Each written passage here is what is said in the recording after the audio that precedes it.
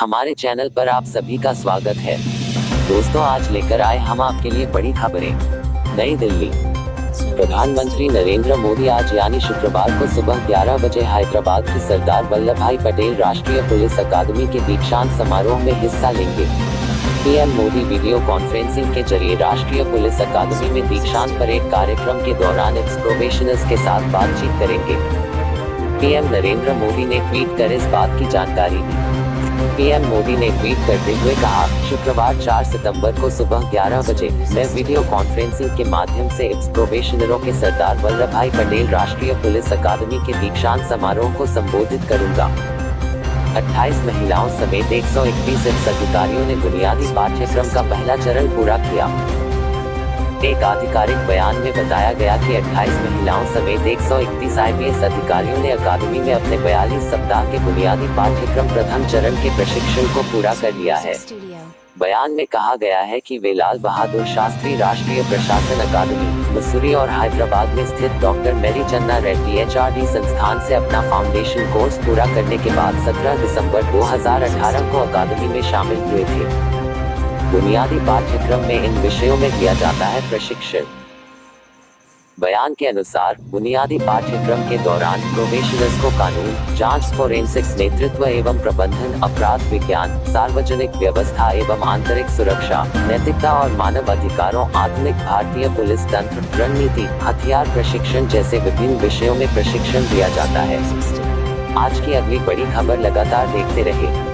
Robot से लेकर satellite jammer तक अंतरिक्ष से दुश्मनों का सब कुछ देख रहा चीन। अमेरिकी रिपोर्ट। एक अमेरिकी रिपोर्ट में दावा किया गया है कि बेरे की अगुवाई में चीन अपने दुश्मन देशों की हर तैयारी और संसाधनों का जायजा लेने के लिए अंतरिक्ष स्पेस का इस्तेमाल कर रहा है।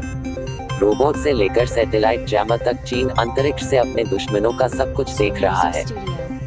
चीन दुश्मन देशों की हर तैयारी और संसाधनों का जायजा लेने के लिए अंतरिक्ष का इस्तेमाल कर रहा। अमेरिकी रिपोर्ट। रोबोट से लेकर सैटेलाइट जैमर तक चीन अंतरिक्ष से अपने दुश्मनों का सब कुछ देख रहा है। अमेरिकी रिपोर्ट। रिपोर्ट में कहा गया, चीन उपग्रह, जैमर, आक्रामक साइबर क्षमताओं और ऊर्जा हथियारों जैसे इलेक्ट्रॉनिक युद्ध क्षमता विकसित कर रहा। नई Delhi. People's liberation army PLA की अगुवाई में चीन अपने दुश्मन देशों की हर तैयारी और संसाधनों का जायजा लेने के लिए अंतरिक्ष का इस्तेमाल कर रहा है। रोबोट से लेकर सैटेलाइट जैमर तक चीन अंतरिक्ष से अपने दुश्मनों का सब कुछ देख रहा है। ये दावा एक अमेरिकी रिपोर्ट में किया गया है। रिपोर्ट में कहा गया है कि चीन उपग्रह, जैमर, आक्रामक साइबर क्षमताओं और ऊर्जा हथियारों जैसे इलेक्ट्रॉनिक युद्ध क्षमता विकसित कर रहा है। अमेरिकी रक्षा विभाग की 200 पेज की रिपोर्ट में कहा गया है कि शांति और संप्रभुता का सम्मान करने के अपने सार्वजनिक रुख को जाहिर करने के बावजूद चीन अंतरिक्ष में खुद को मजबूत कर रहा है। रिपोर्ट में कहा गया है कि चीन ने जमीन पर आधारित लेजर परिक्रमा करने वाले अंतरिक्ष रोबोटों के साथ साथ प्रौद्योगिकियों का विकास जारी रखा है। चीन संकट के दौरान अंतरिक्ष आधारित परिसंपत्तियों के उपयोग को रोकने या दुश्मन देशों के हमलों को रोकने के लिए डिजाइन की गई कई अंतरिक्ष क्षमताओं का विकास कर चुका है या करना जारी है।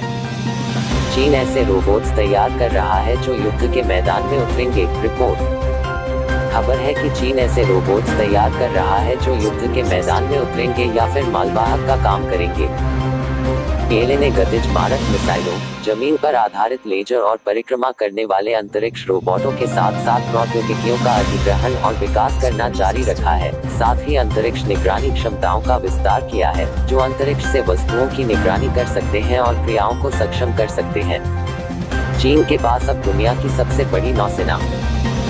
जब रिपोर्ट के निष्कर्षों को भारत की अपनी क्षमताओं के साथ मिलाया जाता है तो भारत आर्थिक और सैन्य रूप से पिछड़ता हुआ प्रतीत होता है। यहाँ तक कि इसरो और डीआरडीओ दोनों लेजर हथियारों सहित रणनीतिक क्षमताओं को बढ़ाने की दिशा में काम कर रहे हैं।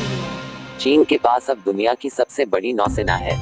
उसकी आंखें पाकिस्तान, श्रीलंका, म्यांमार के ठिकाने हैं। उदाहरण के लिए 2018 के अंत तक चीन के पास एक टोही और रिमोट सेंसिंग बेड़ा था, जिसमें 120 से अधिक उपग्रहों को शामिल किया गया था, जो नागरिक, वाणिज्यिक या सैन्य मालिकों के साथ साथ ऑपरेटरों और पीएलए के लिए डेटा एकत्र करने के लिए तैयार किया गया था। तुलनात्मक रूप से भारत के पास इसके सुदूर संवेदन तारामंडल में लगभग 10% ही है। पिछले साल के अंत में कई लॉन्च के साथ कार्टोसैट 3 सहित भारत के पास इसरो के अनुसार सक्रिय रूप से परिक्रमा करने वाले 19 ऐसे उपग्रह हैं। इसके अलावा भारत ने भी पिछले साल अपनी उपग्रह रोधी क्षमता का प्रदर्शन किया था। चीन ने 2007 में ऐसा किया था। इसका अंतरिक्ष कार्यक्रम कई अन्य पहलुओं में